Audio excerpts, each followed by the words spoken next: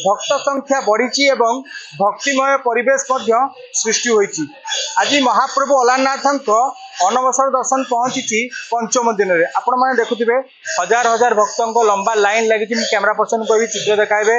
ये हूँ सीधा सड़क चित्र जेहेतु रज चली रजर आज हूँ भूई दलन रही अलारनाथ जो आम रही बालीगढ़ चंडीपीठ सेटा भक्त आसू अलारनाथ पीठ को छुट्टी आस देखी। ये हूँ सीधा सड़क चित्र लंबा लाइन लगी भक्तर आम किसी भक्तर प्रतिक्रिया ना मुख्य लाइन रही। ये लाइन दीर्घ 1 किलोमीटर पर्यंत से लाइन बर्तमान रही भक्त मैंने रही सहित आलोचना करवा। आज्ञा मैं जानापी कौट आसते आम कटक रू आसलु आसू तो लाइन रे अच्छु दर्शन करूँ आम आसलु 9:30 कौन मांगा दर्शन ही बड़ आ कौन मांगा आज्ञा आप शुणुवे। ये हूँ भक्तों चित्र ये बर्तमान लंबा लाइन रही आपण मैंने देखुं अनेक ढेर सारा भक्त जो मैंने लाइन रे अपेक्षा करना से महाप्रभु को सामना उठाई दर्शन करें। आउ किसी भक्त सहित आलोचना करेंगे। आज्ञा पुरी जगन्नाथ दर्शन हम कौन कहे वर्ष को दर्शन हो तो खुशी लगुच।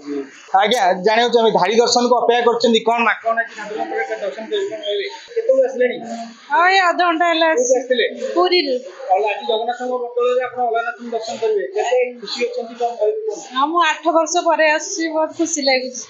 निश्चित भाव में भक्त मन उत्साह रही भक्त मैंने आसी दर्शन कर महाप्रभु को दर्शन करने धाड़ी दर्शन अपेक्षा करम सहित तो आउ किसी भक्त रही गाँव से आए हो अभी अलारनाथ को दर्शन हम लोग बहुत गए से मन में बहुत ज्यादा आमे मुनिगुड़ा रायगड़ा जिला मुनिगुड़ा आम आसीचु 12 मास 13 जात करछु जता करके एबे हमको एटा होची पंचम थर हलानी आमे अलारनाथ दर्शन कले हमको भाव सब पुण्य मिलिबो सेति लागि भगवान मगे अनुसर अछंती गलियो बोल कि आम अलारनाथ दर्शन करने को आम आसीचु।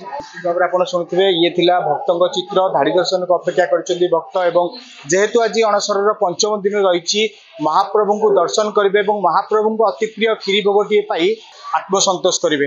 ब्रह्मगिरी सुजी साहू द कुइभर। भारतर एकमात्र परीक्षित बायोसार पृथ्वी प्रो माटी को रखे सुस्थ दिए नुआ जीवन धान पनीपरिबा और डाली जातीय फसल पाई लाभदायक अमल बढ़ाए रोग कमाए आज ही जमीरे प्रयोग करंतु। जोगाजोग पाई 9937054201 नंबर को डायल करंतु। आम सह जोड़ी हेबा पाई आमकु लाइक फॉलो और सब्सक्राइब करंतु। अधिक अपडेट पाई विजिट करंतु आम वेबसाइट thequiver.in।